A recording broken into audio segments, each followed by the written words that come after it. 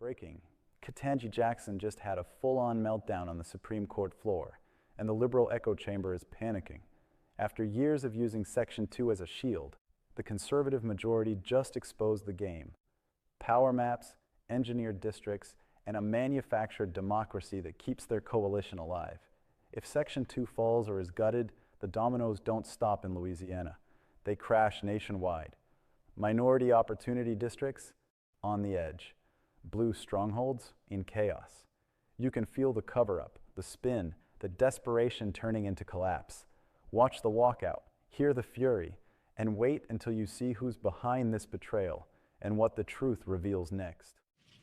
Well, back in 2013, the court killed off one of the two pillars of the Voting Rights Act, Section 5, in the Shelby County case.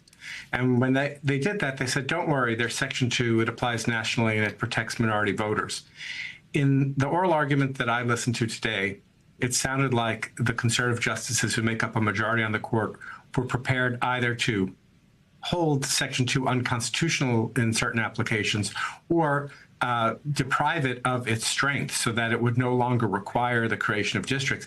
This would have effects beyond Louisiana's congressional district. Not only would it apply to congressional districts around the country and perhaps lead to a round of redistricting in places where they could get rid of some of these minority opportunity districts. I guess I'm thinking of it, of the fact that remedial action absent discriminatory intent is really not a new idea in the civil rights laws. And my kind of paradigmatic example of this is something like the ADA.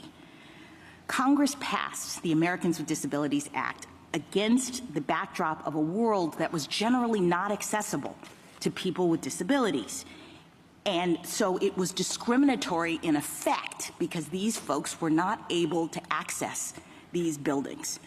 And it didn't matter whether the person who built the building or the person who owned the building intended for them to be exclusionary. That's irrelevant. Congress said the facilities have to be made equally open to people with disabilities if readily possible. I guess I don't understand why that's not what's happening here. The idea in Section 2 is that we are responding to current day manifestations of past and present decisions that disadvantage minorities and make it so that they don't have equal access to the voting system, right? They're disabled. In fact, we use the word disable in Milligan. We say that's a way in which you see that these processes are not equally open. Democrats always dress up power grabs as remedies, and the media nods along like it's gospel. We just heard the pitch. Treat elections like buildings under the ADA. Force outcomes in the name of access. Intent be damned. That isn't civil rights. It's rule by bureaucrat, where unelected lawyers redraw maps until the right party wins. I'm all for equal access to the ballot, but twisting laws meant for ramps and doorways into tools to engineer districts is a bait and switch. The Constitution protects voters, not permanent set-asides for one faction. When elites say intent is irrelevant, what they really mean is accountability is irrelevant. They decide, you obey. This is the same playbook we've seen for years. Redefine words, bulldoze standards, accuse anyone who objects of bigotry. Then the press amplifies it as equity. Enough. Elections belong to the people in their communities, not to DC activists and their courtroom mapmakers. You don't fix trust by rigging the system. You fix it by open rules, honest counts, and maps drawn by law, not ideology. The harder they push this scheme, the more the country pushes back. That boomerang is already in the air. Do you object to the court specifically saying that the officers have to have more than reasonable suspicion that an emergency is occurring? I think we would object to it for a couple of reasons. I mean, one, I think because reasonable suspicion is a standard from the criminal law, just as probable causes, for the reasons that Justice Kagan was just articulating with my friend, just pegging it to any one of these criminal investigation standards, I think, does more harm than good. But why isn't that? Isn't that familiar? I mean, they're used to those standards. And so I appreciate that they do it in the criminal context when they're looking for crimes. But they understand, I would think, the difference between probable cause and reason, and I'm more focused on reasonable suspicion in that context. And so why couldn't we just say you have to have more than reasonable suspicion that an emergency is occurring? Well, 2 points. First of all, police officers may be familiar with reasonable suspicion, but your standard here will also apply to firefighters, paramedics, all of whom may have no more familiarity with reasonable suspicion than with probable cause, and reasonableness is, I think, an easier standard to understand. Second of all, I do think, just given how varied emergencies are, it's best not to sort of set a floor at reasonable suspicion, just because this court can't really predict all of the manner of emergencies that could arise. And rather than hamstringing courts or officers with setting a floor on this, better to just stick with the objectively reasonable basis test from Brigham City. Thank you.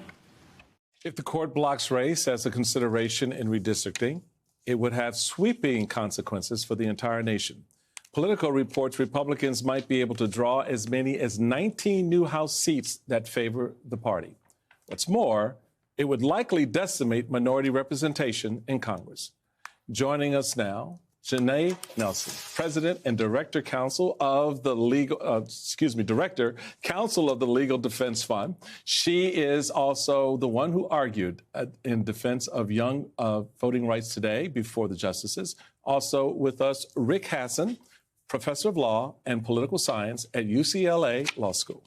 I listened to all of the arguments today with great frustration and, frankly, with some great admiration for you, Janae. It felt like this is what it was like to hear people who witnessed Thurgood Marshall arguing before the Supreme Court back in his day before he was a justice. I want to play Justice Brett Kavanaugh and what he had to say about race-based remedies having an endpoint.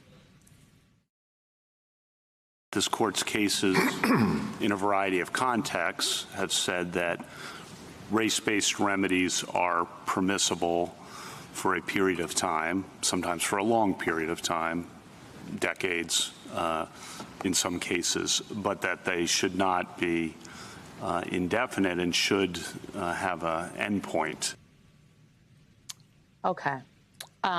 I heard a lot today, and I think for me it boiled down to I heard some of the conservative justices making the case for reverse racism. It's not a term that they used, but they used the term discrimination on the basis of race. They were essentially asking questions along the lines of, how is this not discrimination on the basis of race against non-black voters? They were saying this is white people are being discriminated against in Louisiana, so you all cannot have this district. That is essentially what not the court was saying, but that is the argument from the plaintiffs in the case. And if you look at the reality on the ground, nothing could be further from the truth. 42% of black people in Louisiana live in majority white congressional districts. So the two districts that they have the ability to control the outcome of is nothing in comparison to the numbers. Black people in Louisiana are 1/3 of the state's electorate, and white people are approximately 58%. And under the original map, they controlled 83% of the congressional districts. Under the remedial map, they still controlled 66%. So if we look just on raw numbers alone, they are overrepresented. They have super proportionality, as we call it. And what the remedial map does that we've been defending is give black voters a fair shot, not even a fair share, just a fair shot at electing representatives of their choice. Professor Hassan, you have been making the argument that this is bigger than Louisiana, that this actually could open the aperture on the Voting Rights Act. Tell me more. Well, back in 2013, the court killed off one of the two pillars of the Voting Rights Act, Section 5, in the Shelby County case. And when they did that, they said, don't